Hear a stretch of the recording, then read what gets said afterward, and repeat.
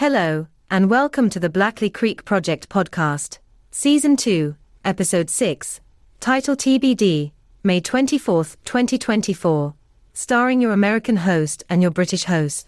You are going to name the episode at some point, right? It can't just stay TBD. Why can't it? TBD means to be determined. You can't just not give the podcast episode a title. I think I'm being pretty clear here. The title of the episode is titled TBD. Do you have determined that the episode title is TBD, which means to be determined? Yes. And no. What? Yes, title TBD is the title of the episode, but the title of the episode is not TBD. Is this some kind of subtle joke? Well, so far it's neither subtle nor funny, so I'm going to have to say no. Should I just hold my questions until the end? Yes, preferably until the end of time. Oh. Well, that's not very nice. As previously mentioned on this podcast, I am your American host. And I am your British host. And I am super excited to announce that we have our first commercial. This is wonderful news. The podcast is finding some traction and has gained an advertiser. Let's roll that first commercial. In a world of dreams and dreamers, in a world of conscience and consequences, in a world where truth and justice and goodness are too often cast aside, one man will fight for the weak and the weary and the pale and downtrodden. My goodness, I'm getting chills. One man will be a light in the darkness, a beacon on the hill, a calming voice of reason. Is this a political ad? I'm not sure. Quiet. Coming this fall, Is this a movie? a new podcast What? starring the breakout star of the Blackley Creek Project podcast, What? General Anonymous. Are you putting me on? What is this? I don't know about you, but I'm excited. Is this a real commercial?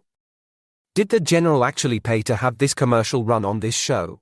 Well, he returned some partially used Dairy Queen gift cards, so at least in some small way, yes, he paid to run that commercial. Did you happen to get his voice guy's name? He sounds like someone I should get to know. Professionally, of course. You know I don't have anyone's name. Except for maybe OE Jack. Still not my name. General Anonymous should still be here on the line with us. It's not as though we simply cease to exist between the podcast episodes. That would be weird. Regardless, let's ask the General about his new podcast endeavor. You really should work through my publicist to get the press release. Wow, that's good thinking. I should get a publicist to help spread the word about this podcast. You don't already have one? Do you listen to the outro? We're pretty clear about not having the most professional approach to any of this. General, can we hire your publicist? We have some partially used Dairy Queen gift cards if they're up for bartering.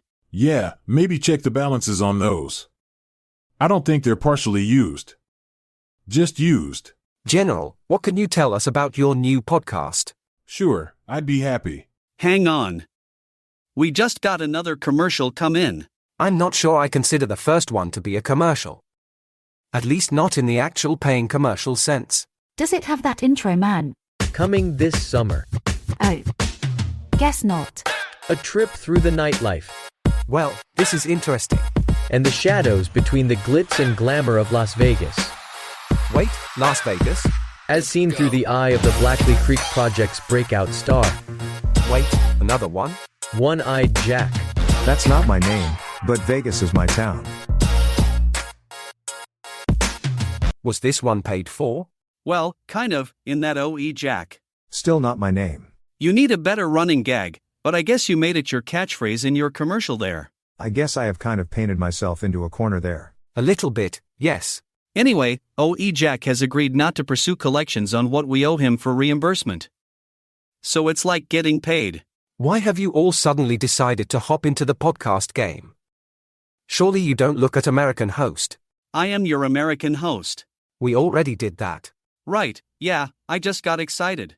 Surely you don't look at American host and say, I consider him a role model. I should make career decisions based on following his lead. Hey, I'm not sure that's the kindest way to put it. Well, on my side, I got approached by a media company who wanted to capitalize on my newfound stardom. I was initially hesitant, but then I figured that if American Host could do it, then anyone could. Yeah, I totally agree. If American Host could make a podcast, then why couldn't I make one? What I'm hearing is that I am an inspiration to both of you. I guess that's technically true. General, a quick question about your podcast, if I may. Sure, always happy to answer fan mail when I can't get away from who's asking it. Where exactly did you find your voice man? Oh, are you in the market to hire a voice man? Or maybe you're looking to get back into the voice-over business yourself. Yes. Let's say it's one of those options driving my curiosity. Well, I can tell you where I got my voice guy. No, that's okay. Anyway, so then the creepy guy staring at us through the video monitor. I promise we'll get to you in a minute, Australia. Will you, though? Yes. Pinky promise. Well, if it's a pinky promise, then I'm all in. I'm glad to see someone who takes pinky promises as seriously as I do. I've never met my voice guy. He was just part of the package deal. What kind of package deal? Well, the media company that approached me just offered to take care of all of the production details. It is basically a name, image, and likeness deal.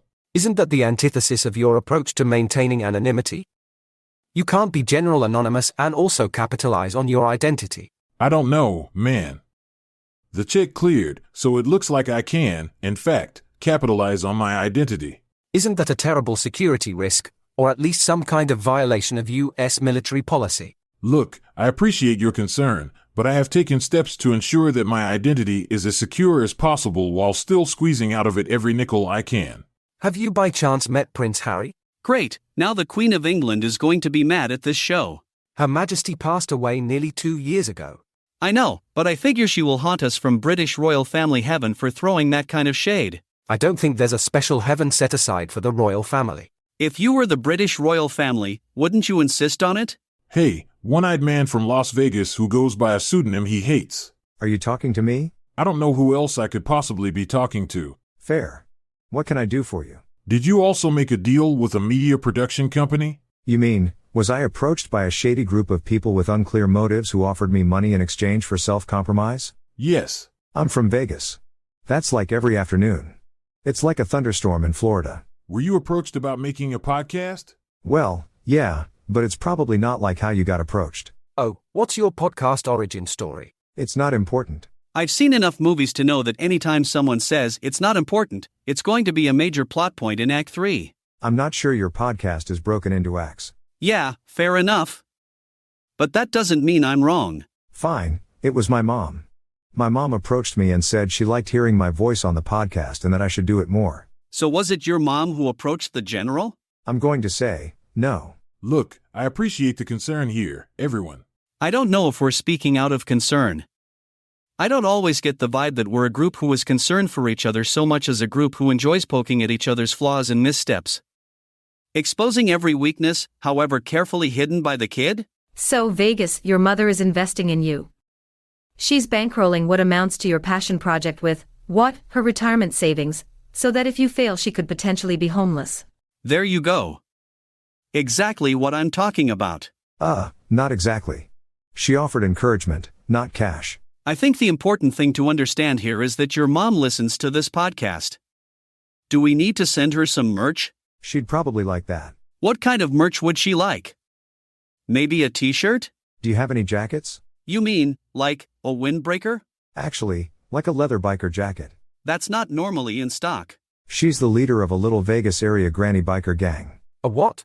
Are you talking about the Spiny Gray Shell gang? Yes. That's my mom's gang. So there we were, staring into the face of our nemesis. Sorry, Australia, but the alien story gets bumped for granny biker gangs. Everyone in the Vegas area knows about the Spiny Gray Shell gang.